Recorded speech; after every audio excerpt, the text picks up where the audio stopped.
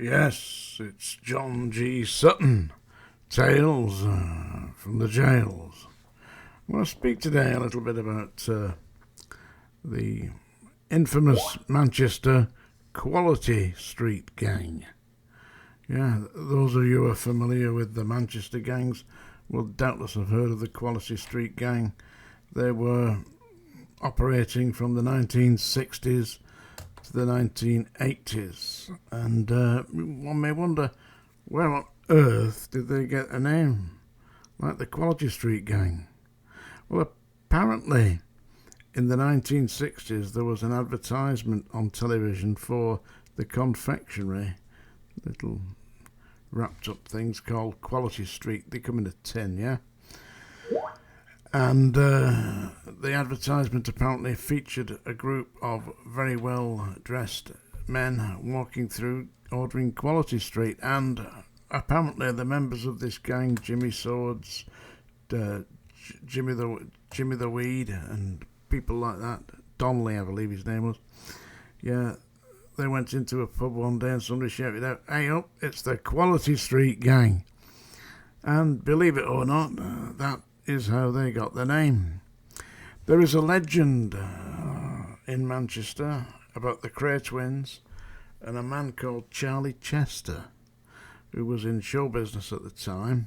Look him up, don't take my word for it, Charlie Chester. Charlie Chester's association with the Cray twins, yeah? And they apparently turned up at Piccadilly Station in Manchester intending to take over the Manchester area and run a version of the Cray twins enforcement gang in Manchester. And apparently Charlie Chester was amongst this team that turned up, and the Quality Street Gang reputedly met them at Piccadilly Station and persuaded them to return to London, as Manchester was being controlled by the infamous Quality Street boys. So that's part of the legend of the Quality Street Gang. There was many talk about the Quality Street Gang when I was working in Strangeways, of course. People claimed to have been associated with them and that they were working for them or they'd been enforcing for them. But of course they were, according to my brother, who was a CID officer in Manchester at the time, he said, yeah, they did exist, but they were extremely cautious, and they only got the foot soldiers. They were the ones that were being arrested. See, Manchester gangs were numerous, but there was a number of them operating out of mainly Salford, you know. I mean, there's two cities, there's Manchester City and there's Salford. There's two separate cities, you see.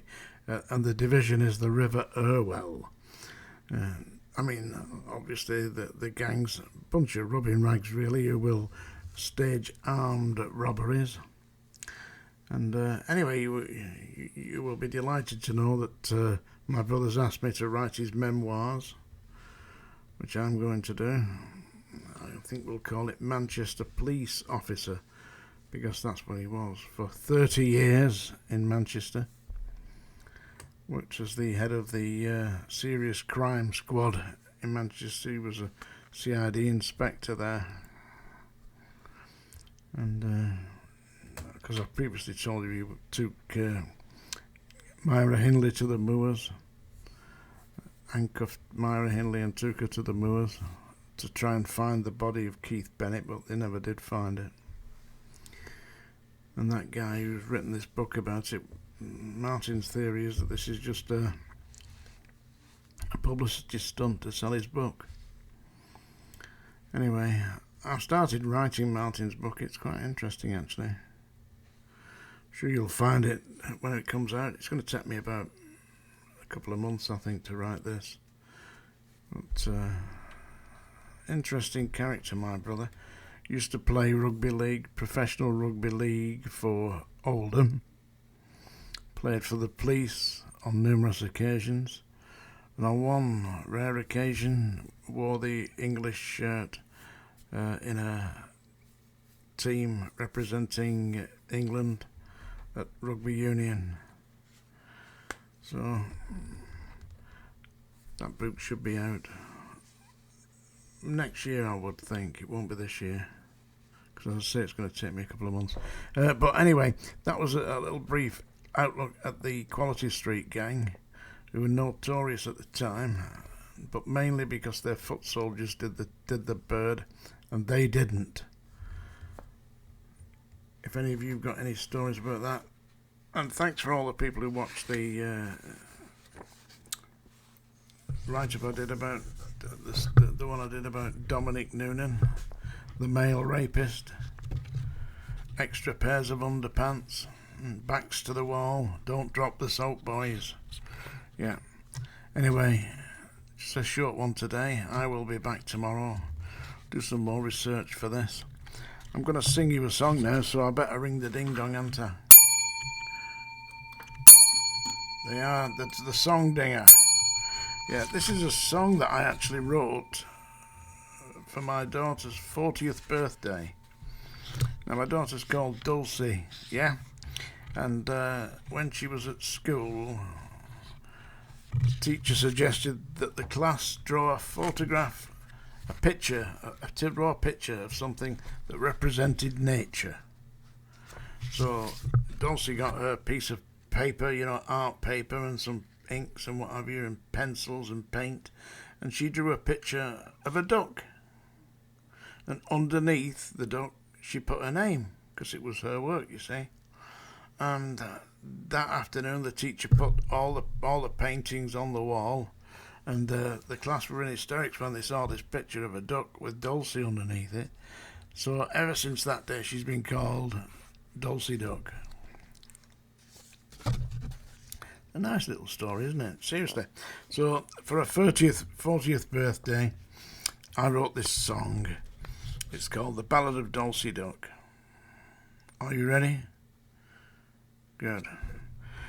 It was down in London back in 76 when a little bitty baby started her tricks, screaming, striking, put our heads in a whirl. They called her Dulcie, a pretty noisy girl. Quack, quack, let's be happy. Lots and lots of luck. Quack, quack, we're singing the ballad of Dulcie Duck. She moved to Manchester with Grumps and Mum, with her money, and Grandma had lots of fun.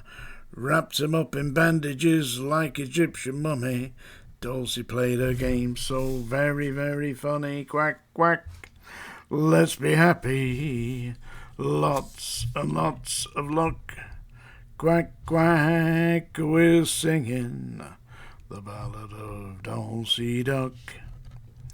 At Key's House School, with straw bolter on her head, teacher told the class, draw a picture that said something of nature. She didn't get stuck.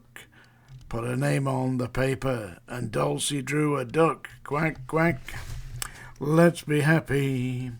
Lots and lots of luck. Quack, quack, we're singing the ballad of Dulcie Duck. On the classroom wall, later that day, the teacher put the pictures up on display. The class were all laughing. Some were awestruck when they saw the happy picture of a Dulcie Duck. Quack, quack, let's be happy. Lots and lots of luck. Quack, quack, yeah, we're singing the ballad of Dulcie Duck. Years have passed, Dulcie left Mum and Grumps, married Big Mad Rob, grew two happy lumps. Aaron and Jasper, the angels brought her good luck, a mansion by the pond. Well done, Dulcie Duck. Quack, quack, let's be happy. Lots and lots of luck. Quack, quack, yeah, we're singing the ballad of Dulcie Duck. That's it, the ballad of Dulcie Duck. I've got the CD in here somewhere, have I? I think I've got the CD in here. Somewhere in here, is it? Can't see it now. I'll find it. Come on, where are you? Where are you hiding? Oh, here we are, yeah. This is it. This is it. The Ballad of Dulcie Duck. That's it, folks. Tales from the Jails with John G. Sutton. We'll speak again.